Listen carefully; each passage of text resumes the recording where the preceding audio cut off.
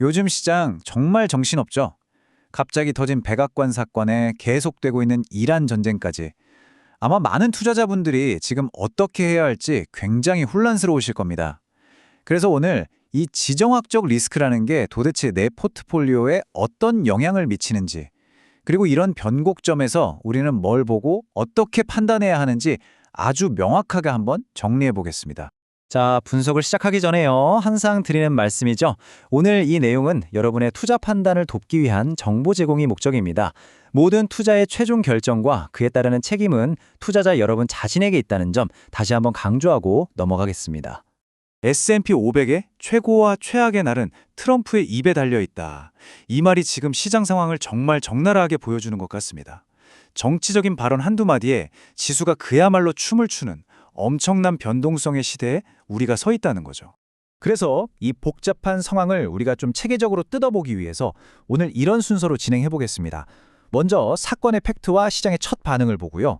그 다음에 이게 거시경제에 어떤 영향을 미치는지, 그리고 어떤 섹터가 웃고 어떤 섹터가 우는지 살펴볼 겁니다. 마지막으로 가장 중요한 우리 포트폴리오를 지킬 전략과 앞으로 뭘 봐야 할지 핵심 지표까지 깔끔하게 정리해 드릴게요.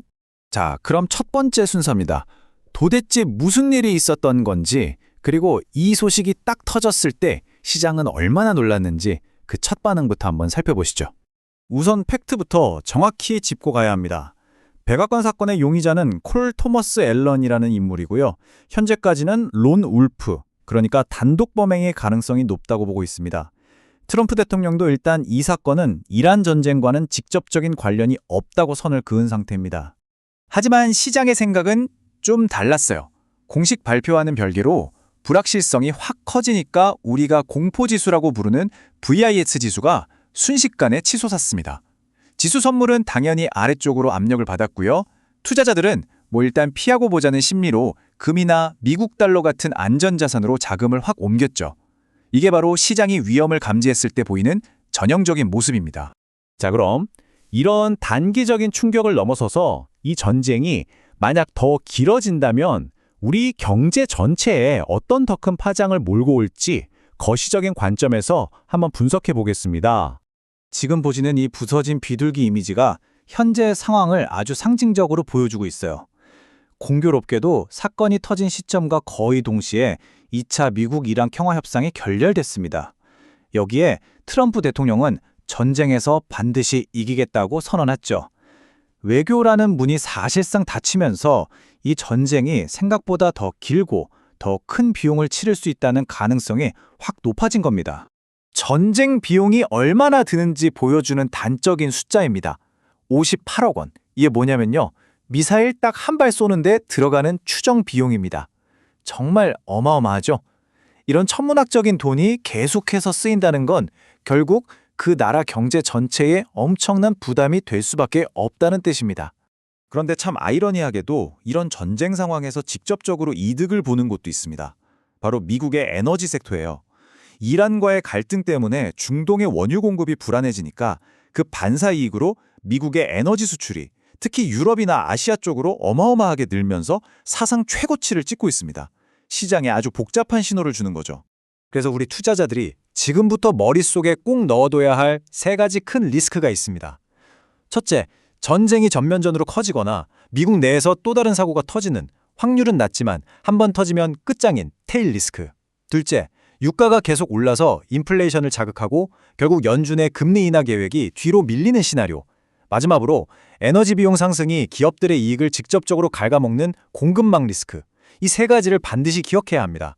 자, 그럼 이런 거시적인 환경 변화가 구체적으로 어떤 산업에는 기회가 되고 또 어떤 산업에는 위기가 될까요? 시장 안에서 희비가 어떻게 엇갈리고 있는지 좀 더 자세히 들여다보겠습니다. 지금 시장에서는 아주 뚜렷한 자금의 대이동이 나타나고 있습니다. 한마디로 투자자들이 리스크가 크다고 판단되는 고평가 기술주나 성장주에서 돈을 빼서요. 어디로 가느냐? 국방, 에너지, 그리고 금이나 달러 같은 방어적인 성격의 자산으로 옮겨가고 있는 겁니다. 이건 시장의 색깔 자체가 바뀌고 있다는 아주 강력한 신호죠. 그래서 가장 중요한 질문에 도달했습니다. 이 모든 분석을 바탕으로 그래서 내 포트폴리오는 어떻게 지켜야 하는가? 바로 이 구체적인 방어 전략에 대한 이야기입니다. 이렇게 불확실성이 극에 달한 시장에서 가장 유효한 전략 중 하나로 꼽히는 게 바로 바벨 전략입니다. 헬스장의 역기, 바벨을 생각하시면 쉬워요. 양쪽에만 무거운 원판을 끼우잖아요? 그것처럼 포트폴리오에 한쪽 끝에는 국방이나 에너지주처럼 아주 단단한 방어 자산을 두고요. 다른 한쪽 끝에는 현금을 꽉 쥐고 있다가 시장이 폭락했을 때 기회를 잡는 아주 날카로운 공격 옵션을 두는 겁니다. 핵심은 뭐다? 이도저도 않은 어중간한 자산은 피하는 거죠. 이 전략을 실행하기 위한 구체적인 행동 지침 3단계입니다. 첫째, 말씀드린 바 바벨 전략으로 포트폴리오를 재조정하세요. 둘째, 예측 불가능한 급락은 언제든 올 수 있습니다. 반드시 기계적인 손절 라인을 설정해서 자산을 보호해야 합니다. 셋째, 온갖 가짜뉴스와 소문에 휘둘려서 감정적으로 매매하는 것, 이게 제일 위험합니다. 최대한 피하셔야 해요. 특히 바벨 전략에서 현금이 얼마나 중요한지 다시 한번 강조하고 싶습니다.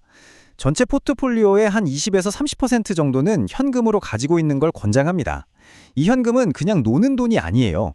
시장이 극심한 공포에 빠져서 모두가 좋은 자산을 내던질 때 그걸 헐값에 줄 수 있는 가장 강력한 실탄이 되어줄 겁니다.